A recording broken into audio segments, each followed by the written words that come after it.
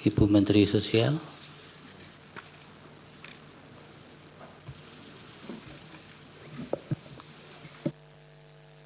Bismillahirrahmanirrahim. Assalamualaikum warahmatullahi wabarakatuh.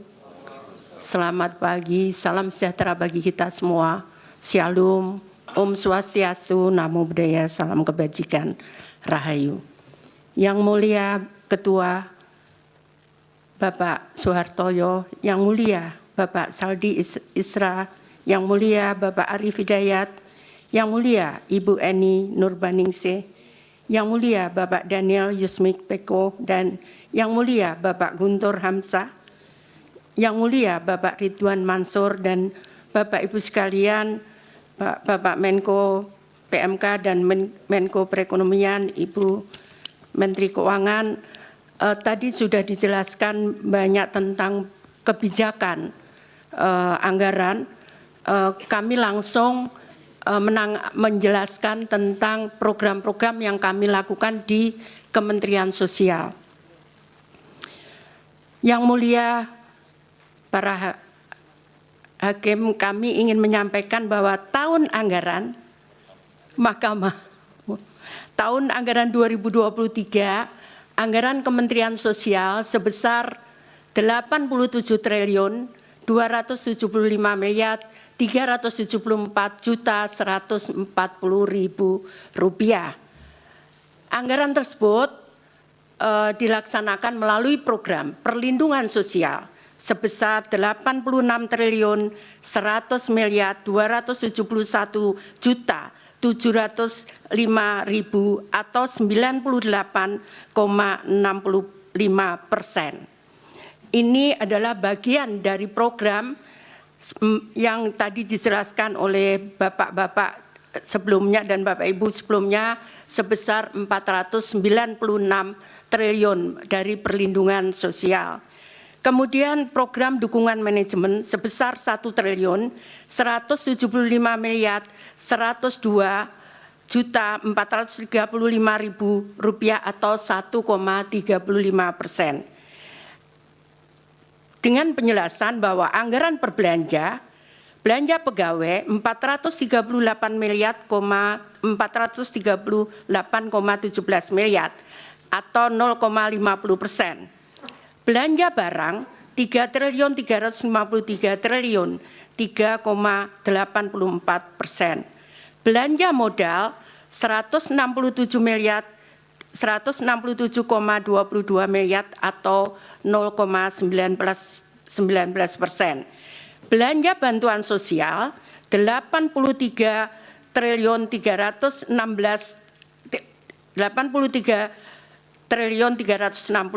miliar atau 95,46%. Ini berbeda kalau kami sampaikan di perlindungan sosial kenapa 86 triliun 100 miliar itu yang belanja bansos itu adalah belanja bansos reguler untuk tahun 2023 meliputi PKH dan bantuan pangan non tunai serta bantuan BLT El Nino di 2023. Sedangkan untuk sisanya perlindungan sosial itu ada bantuan atensi, ada permakanan untuk lansia yang tidak ada keluarga, dan permakanan untuk disabilitas serta untuk anak yatim. Dan kebetulan pada tahun 2023 itu ada untuk anak gagal ginjal akut. Kami akan menjelaskan setelahnya.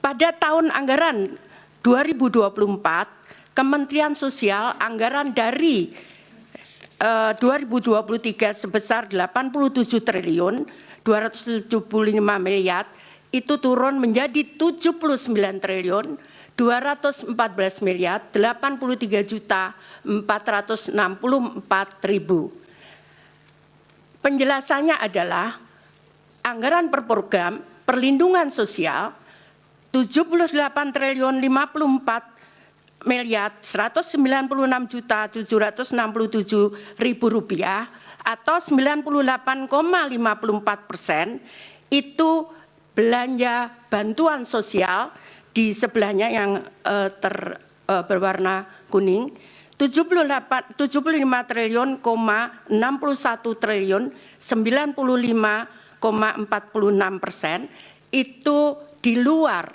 bantuan El Nino. Sehingga kami kembali reguler menyerahkan bantuan reguler PKH dan BPNT. Kemudian program dukungan manajemen 1.189.886.697.000 atau 1,46%.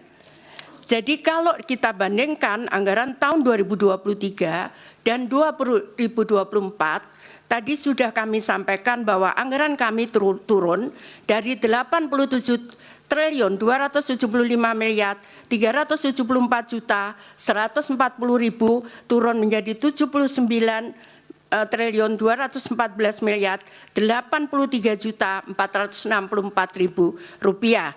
Hal ini karena belanja BLT El Nino keluar dari bantuan di 2024 dengan rincian sebagai tertera di atas. Adapun belanja Bansos Kementerian Sosial tahun 2023 dan 2024. Bantuan sosial 2023 PKH atau program Keluarga Harapan itu sebesar 10 juta KPM dengan pagu 28.709.816.300.000 rupiah. Ini tetap di 2024 tetap 10 juta targetnya, namun realisasinya tidak bisa persis sama 10 juta karena begitu saya netapkan hari ini dengan data, tiap bulan kami perbaiki data karena ada yang meninggal, ada yang lahir, ada yang pindah, sehingga kami harus menetapkan tiap bulan, karena kalau sesuai Undang-Undang 13/2011 itu 1 tahun 2 kali, maka kami sudah terlambat karena yang meninggal sudah banyak, kemudian yang lahir juga banyak, sehingga kami rubah sekarang ini tiap bulan kami menetapkan data penerima bantuan sosial. Yang kedua adalah kartu sembako. Targetnya adalah 18,8 juta KPM dengan dana 45 triliun 120 miliar rupiah. Sama di 2024 itu program sembako dengan target yang sama 18,8 juta KPM. Salur datanya adalah 18,62. Tadi sama, tidak bisa persis sama karena di saat proses ada perubahan-perubahan. Nah, kemudian tahun 2023 ada BLT El Nino dan ini sudah disetujui oleh DPR melalui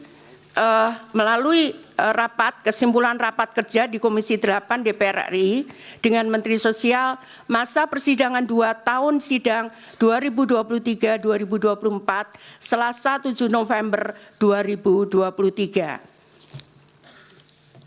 Dan ini harus selesai pada bulan Desember karena anggaran tahun 2023 dan saat turun adalah di bulan November.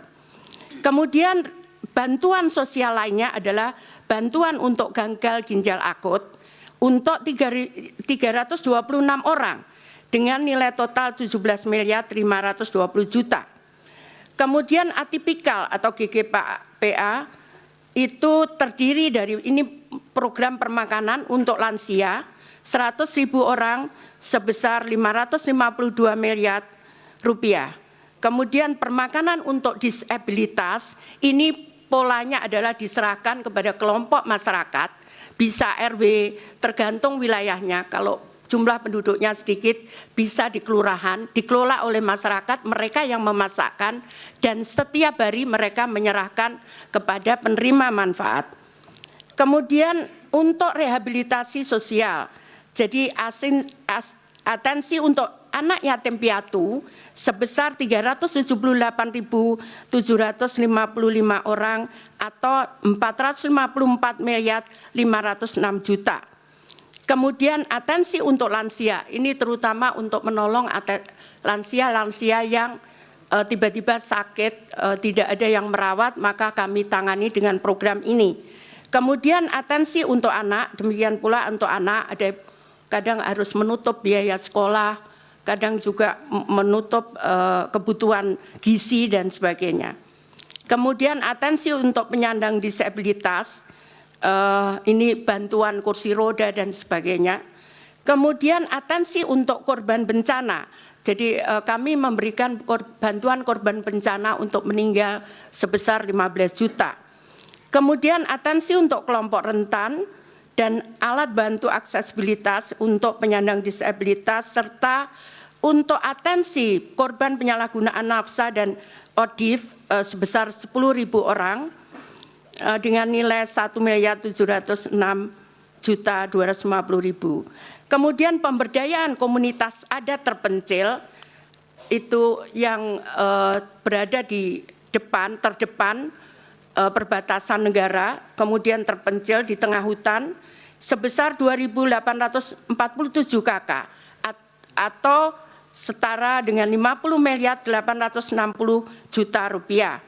Kemudian rumah sederhana terpadu atau perbaikan perumahan untuk 7.500 KPM ini di 2023. Untuk 2024 target volumenya hampir sama, hanya tidak ada untuk El Nino, tidak ada gagal ginjal akut.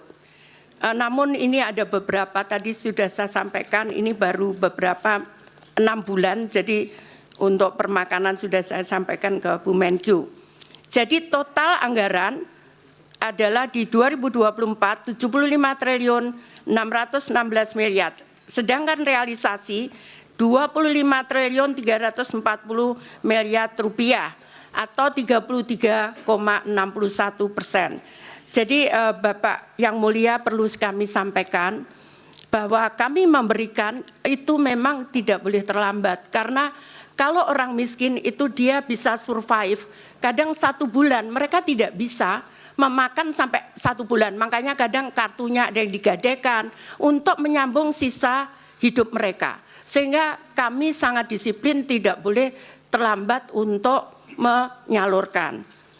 Kemudian kalau kami bisa jelaskan bansos sembako dan PKH, ini adalah jadi untuk PKH murni, jadi yang murni terima hanya 1 bantuan PKH, karena boleh diaturannya mereka boleh menerima 2. Ini terutama yang kondisinya berat,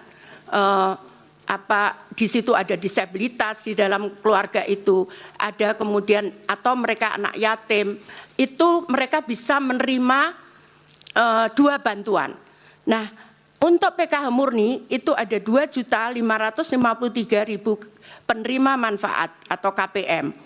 Kemudian ada irisan yang tadi kami jelaskan, ada 2, dia menerima PKH dan mereka menerima sembako itu 7.426.249 KPM.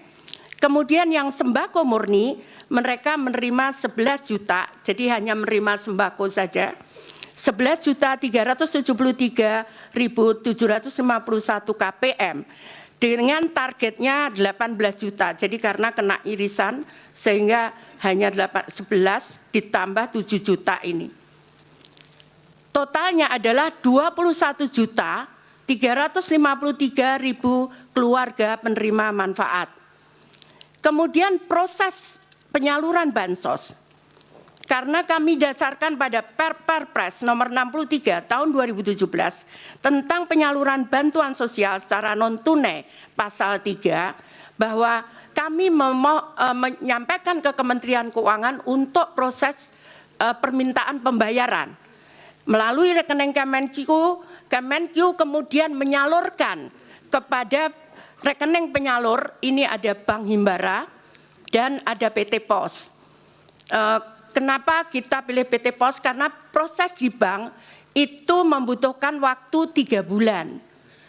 untuk mulai mereka buka rekening, kemudian sehingga mereka punya rekening dibutuhkan waktu 3 bulan. Sehingga untuk yang tadi kami sampaikan, kalau dia meninggal, kemudian harus diganti istrinya atau anaknya, itu mereka tidak bisa kemudian off, kita berhenti. Kalau meninggal bukan tiba-tiba serta-merta dia menjadi kaya.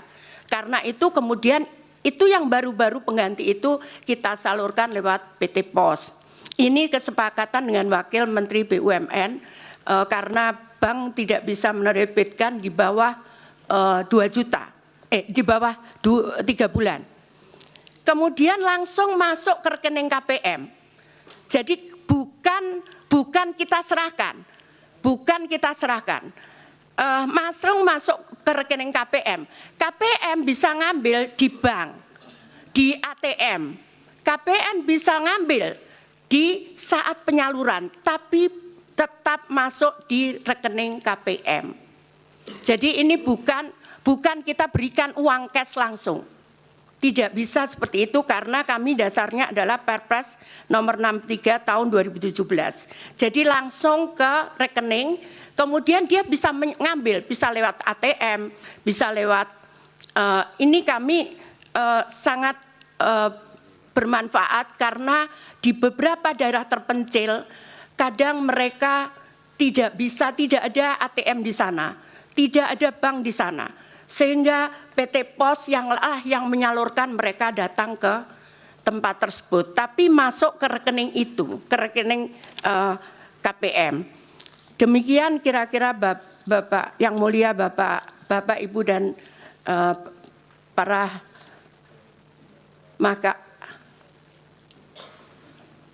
Mahkamah Konstitusi, saya mohon maaf menjelaskannya bukan dengan membaca karena saya biasa melakukan dengan chart seperti ini. Demikian, terima kasih, mohon maaf kalau ada yang kurang berkenan. Saya akhiri, wassalamualaikum warahmatullahi wabarakatuh. Salam sejahtera bagi kita semua. Salam Om Santi, Santi, Santi Om Namo Buddhaya. Salam kebajikan, Rahayu.